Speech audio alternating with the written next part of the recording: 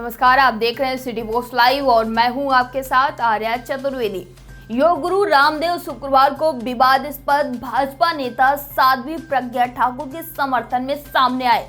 बता दें, उन्होंने एक राष्ट्रवादी करार देते हुए कहा कि महज संदेह के आधार पर उन्हें 9 साल तक गिरफ्तार कर जेल में अंदर रखा गया। उन्हें प्रताड़ित किया गया जैसे वे कोई आतंकवादी हैं। इसके साथ ही आपको बताते चले कि पटना में शुक्रवार को पत्रकारों से बातचीत करते हुए बाबा रामदेव ने कहा कि ये गुनाह की पराकाष्ठा थी। अपने सिर्फ संदेह के आधार पर एक शख्स को गिरफ्तार कर लिया और 9 साल तक उसे शारीरिक व मानसिक प्रताड़ना दी। उन्हें जिस तनाव से गुजरना पड़ा उससे वह शारीरिक रूप से कमजोर और कैंसर से प्रभावित हो गई। वे आतंकवादी नहीं बल्कि राष्ट्रवादी महिला है। इसके साथ ही उन्होंने कहा कि प्रधानमंत्री का एजेंडा भारत को महाशक्ति बनाने का है, जिसके लिए वे रोजाना 16 से 20 घंटे काम कर रहे हैं। योग गुरु ने कहा कि यह लोकसभा चुनाव भारत का भविष्य तय करेगा।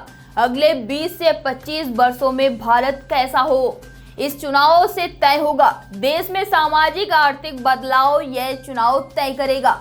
चौकीदार को लेकर विपक्षों द्वारा की गई टिप्पणी पर भी रामदेव ने कहा कि चौकीदार प्योर है और उसका प्रधानमंत्री बनना श्योर है। इसके साथ ही बाबा रामदेव ने कहा कि 2014 में नरेंद्र मोदी के नाम की आंधी थी, इस चुनाव में सुनामी चल रही है। तो वहीं दूसरी तरफ केंद्रीय मंत्री रविशंकर प्रसाद द्वारा नामांकन का पर्चा दाखिल कर कार्यक्रम में भाग लेने पहुंचे रामदेव ने साध्वी प्रज्ञा के संबंध में पूछे गए एक प्रश्न के उत्तर में कहा, यह गुनाह की पराकाष्ठा थी।